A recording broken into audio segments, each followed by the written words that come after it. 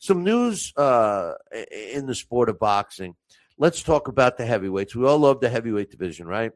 Well, it was announced that the Moses Itauma Philippe Hrgovic fight is now for the vacant IBF World Heavyweight title.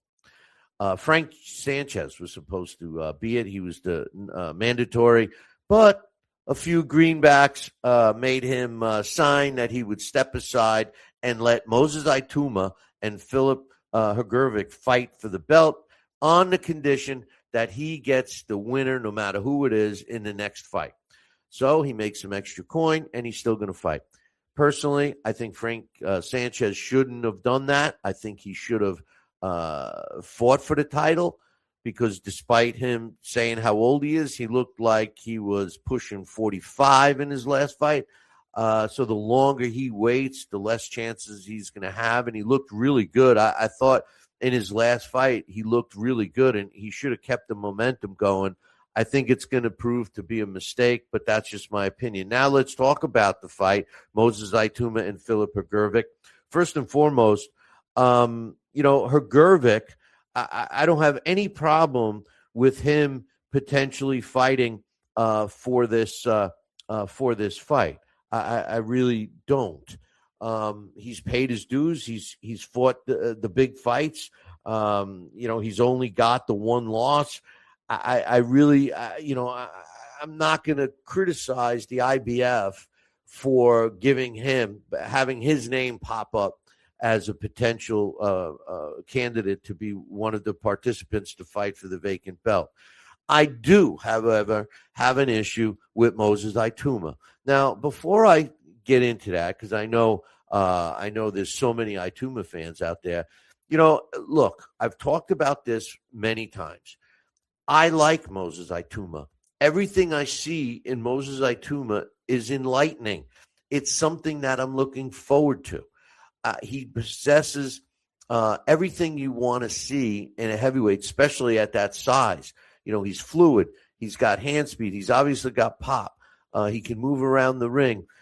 Don't know much about his defense because he really hasn't had to display it. But here's the thing. At 14-0, that's it, 14 fights. He's only fought 2 that were against what we're going to say are decent opposition. At least they were known. His first victory was the first one I'm talking about, is a total blowout over Dillian White, which was, listen, I've said it before and I'm going to say it again. It smelled fishy to me. Dillian White was in there with some top-notch power punchers that he did okay with. He came up on the short end, but, he's a durable fighter.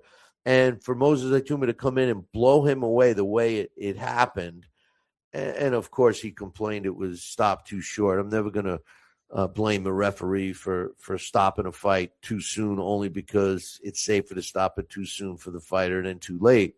But I always thought that fight was fishy. I'm sorry, it smelled fishy.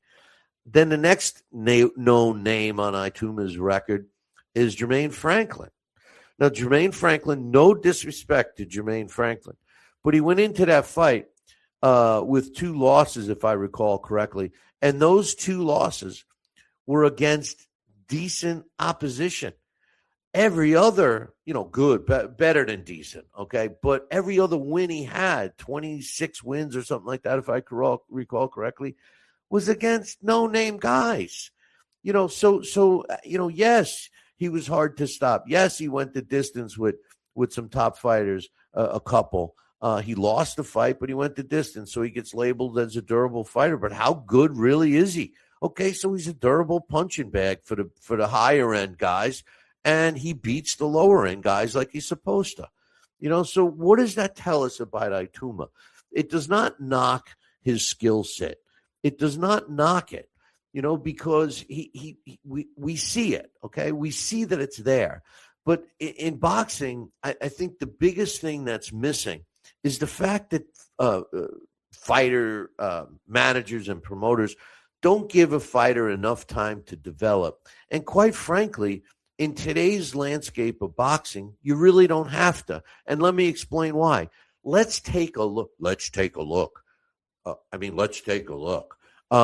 truth of the matter is if you ask somebody, you can't ask anybody because most people won't know the answer anyway. But if you ask a boxing fan who the world heavyweight champion is, I would be shocked if any other name other than Alexander Usyk or even just Usyk came out of their mouth, because everybody still considers Usyk the world heavyweight champion. Now, he does still possess the ring belt, which is the linear championship. It used to be anyway, to the heavyweight division. So the ring belt has a little juice. So he still is technically a champion. But the alphabet belts, the WBC, the WBO, the IBF, and the WBA, I say it in that reason, boys and girls. I say it in that order for a reason. That's the order in which the validity of those belts mean to me, in my opinion. I believe WBC, WBO, IBF, WBA has the least credibility, in my opinion. But let's look at the heavyweight division, the landscape right now. We're just talking about Moses Itauma and Felipe Hrgovic. They're fighting for the vacant IBF title, the same 4 titles that Usyk gave up, right? So that one's vacant. So we know. The WBC champion, in case y'all forgot, it's Ajit KBL. Now, he was the interim champion, and he was elevated to the champion after Usyk vacated the belt. So he didn't win the belt in the ring. But nonetheless, he's classified. If you look it up, he is currently the WBC World Heavyweight Champion. And the truth of the matter is I do believe he's the best of this crop that's not named Usyk. So when you look at the WBC champ, although he didn't win it in the ring, I do believe that he at least deserved a shot at the belt. So it's going to be interesting to see who he fights next. Now, the WBO World Heavyweight Champion, that's Daniel Dubois.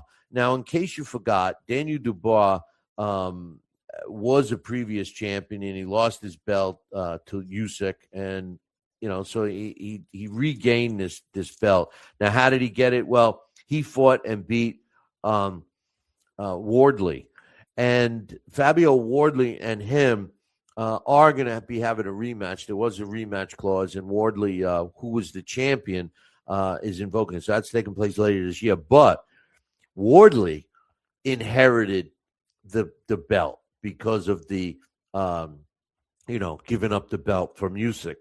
And he was even saying how important the Dubois fight was to him, because he didn't feel he really was the champion because he didn't earn it in the ring. So I always gave him credit for that. But Dubois won. So you got Daniel Dubois is the WBO champ. Now, in case you're wondering if the WBA has a world champion, the answer is yes. And you know who it is? It's Murat Gaziov. Now, if you forgot how that happened, if you follow the bouncing ball, the WBA, and this was their regular heavyweight champion, was floating around for a while through some obscure reasons. It stayed with a guy who didn't fight for a while, and he gets in the ring and he loses the fight to what the heck? I'm going blank here. The Russian fighter. In any event, Coach, help me out here. In any event, he got the Pulov. That's who it is, Pulov. And Pulov got the belt. He won the fight. And he defended it against Murat Gaziov. Gaziov beats him, and now he's the WBA champ. He had a successful defense recently. But yes, he is actually a world champion. So when you look at that and you say, okay, well, at least Murat Gaziov, he's an experienced fighter. I don't believe he's a world heavyweight champion caliber, but he was a cruiserweight champ, and he won the belt in the ring.